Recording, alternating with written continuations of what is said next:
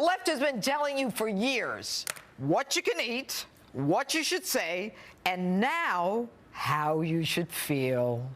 Take a listen to Michelle Obama.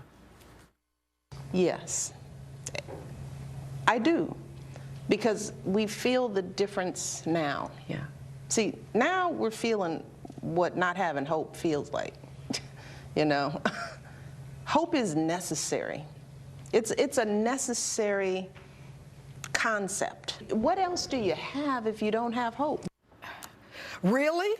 This from a woman who in 2008, at 44 years old, said for the first time in her life she was proud of her country when her husband was running for president. And now, 8 years later, you're out of hope, Michelle? You've lived a life few can even imagine, at the citadel of power and prestige in the world. You and your husband, blessed by God and the American people, with the unique and historic opportunity to not only lead America from that shining place on a hill, but impact Americans and give them hope that virtually no others can. And now that you're leaving, hope is gone? Since when does hope rise and fall with you and Barack in the White House? But it doesn't end there. When asked if your husband's administration achieved his promise of hope to Americans, your answer, a resounding yes. Quote, especially in times of crisis and turmoil. Are you kidding? Did your husband give hope to the parents of James Foley or Stephen Sotloff, who was in custody for over a year while his family was told they could not negotiate because they'd be prosecuted before their sons' heads were chopped off? To try to convince America that once you and Barack exit the White House, hope is removed for America is an outrage. And I'll tell you what else is an outrage. An outrage is when your husband struts up to the microphone at a national prayer breakfast and tells Christians to get off their high horses because the Christians are afraid of Muslim terrorists cutting their heads off.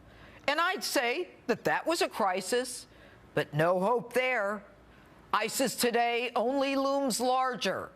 And by the way, Michelle, have you heard of San Bernardino, Orlando, or that workplace violence that happened at Fort Hood in Texas?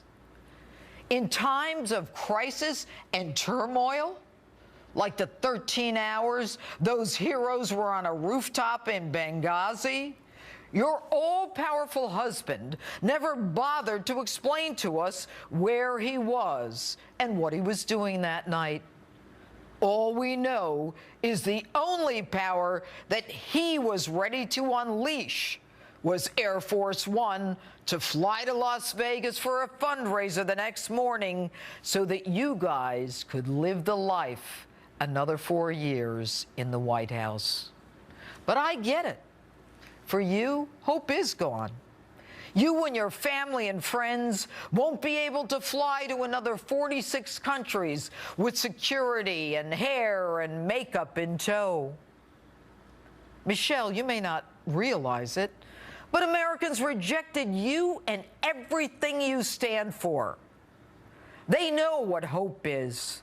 Hope is when people, 30,000 at a time, stand in line in the cold with their children, hoping to get the glimpse of a man that they think can change the course of their lives from the downward spiral that you and Mr. Hope and Change have put them on.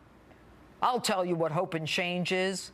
Hope and change is when people show up 20,000 strong after an election, desperate to see the man who actually brought back jobs, almost 1,000, when your husband said it was impossible to bring them back at Carrier. And by the way, if you want to know what it really feels like to not have hope, just walk out of the White House as ordinary Americans. You'll see real fast. Welcome to the America you created, the one with a racial divide, a disrespect of law enforcement and the military, illegals cruising our borders, draining our schools and social services, ISIS and refugees on the rise. No hope? Michelle, I'm surprised at you. What happened to when they go low, we go high?